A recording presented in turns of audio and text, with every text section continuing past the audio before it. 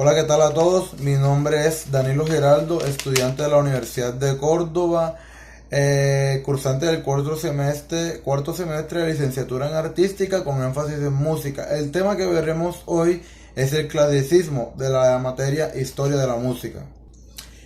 El clasicismo ocupa la primera mitad del siglo XVIII y finales del siglo XIX. Para poder comprender la música de esta época, primeramente hay que tener en cuenta la sociedad de este entonces.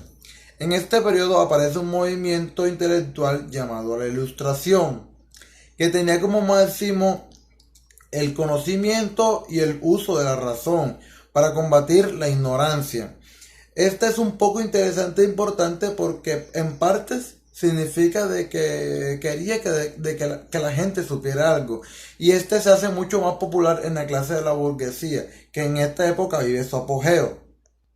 La música pasa de ser un oficio que pasaba de entre miembros de la familia y personas cercanas a algo más social y en el cual se le daba más participación a la sociedad. Y como pues se inventan métodos de aprendizaje y se hace mucho más popular y doméstico el piano. Características musicales. La música del clasicismo. Esta aparentemente es sencilla, pero no significa directamente de que sea simple.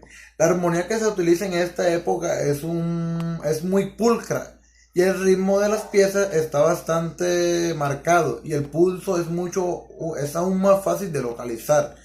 Lo más importante es la melodía, que esta suele ser mucho más clara y pegajosa, ya, y se suele repetir un montón de veces, ya que en esta época no había un método para grabar o algo para poder volver a escuchar la obra, a menos de que se repita en el recital o en lo que se esté dando, o donde se quiere interpretar la obra.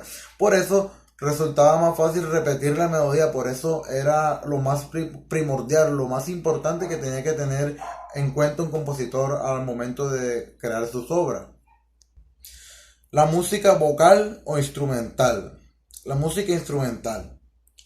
La música instrumental, lo que más se compone dentro de ella son sonatas, sinfonías, conciertos. Recordar que estas son las formas musicales. Vamos a hablar un poco de ellas.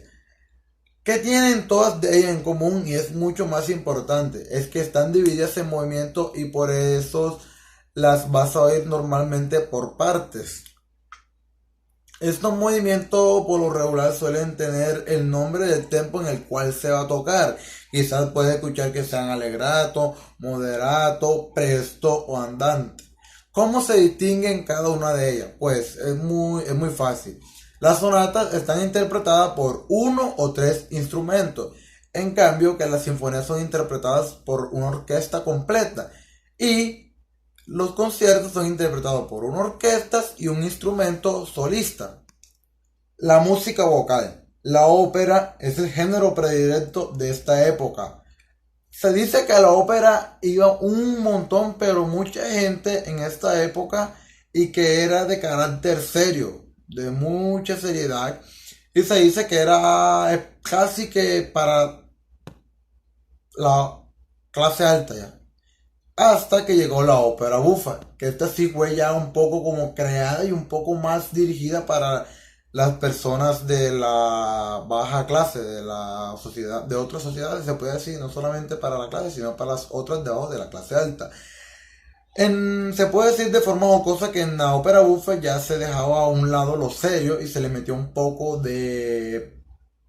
como decía, de forma jocosa la payasada, un poco más de cosas, o sea, trataba de como hacer reír mucho a la gente. La música religiosa. Un gran número de compositores siguió adscrito al servicio de la iglesia y continuaron escribiendo de forma religiosa como la misa, el motete, en general para orquesta, coros y solistas, y un estilo deliberadamente arcaico. Compositores y pioneros de la época. Uno de los máximos representantes fueron Mozart y Beethoven, pero hablaremos como de uno de los que llevó o de uno de los que, o sea, no se conocen en la historia, no se conoce casi en la historia, pero fue mucho más pionero y mucho más creador de este movimiento y que fue Joseph Haydn. Empezaremos por él. Joseph Haydn. Se conoce que fue un compositor con mucho sentido del humor, borrachín y positivo. Tuvo una infancia muy difícil y prácticamente nunca salía de su cuarto ni tampoco podía salir en su niñez. Porque su papá le hacía la vida muy difícil, quería que fuera uno de los mejores músicos. Es oriundo de la ciudad de Austria. Este llegó a componer un montón de piezas, las cuales son todas muy divertidas. Fue amigo de Mozart y fue el profesor de Beethoven. Este es llamado el padre de la sonata y la sinfonía. Algunas de sus obras famosas son El Adiose, que tiene una historia súper curiosa, La Sorpresa y Los Juguetes.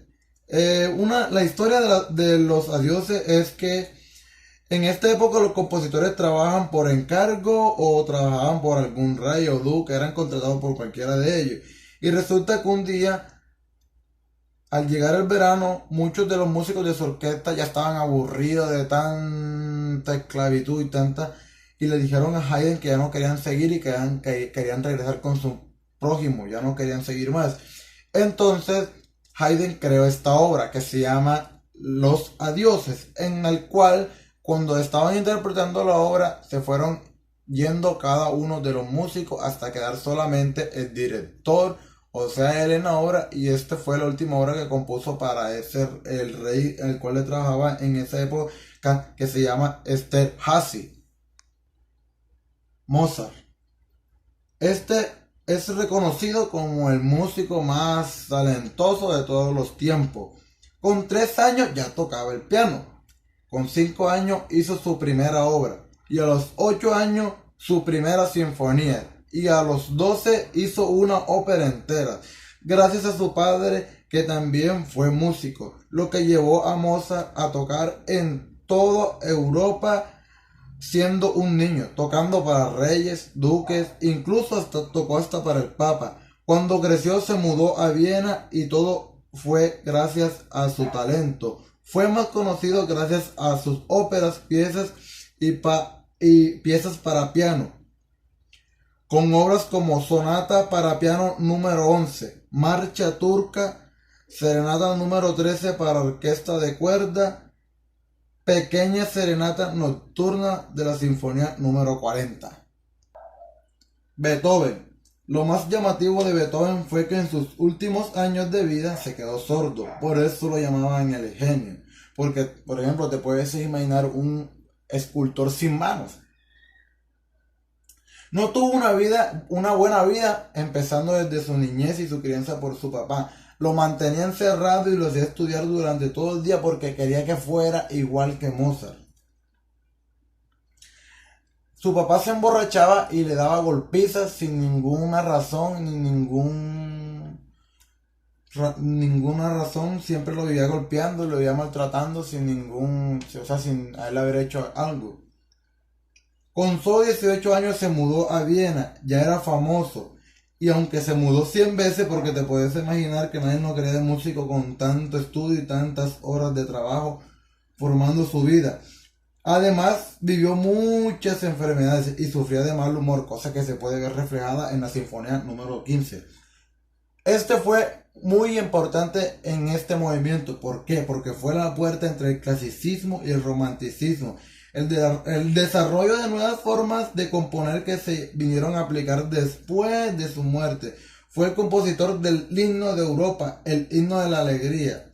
Por ejemplo, también fue compositor de Fur-Elise, sonata para piano número 14, Claro de Luna.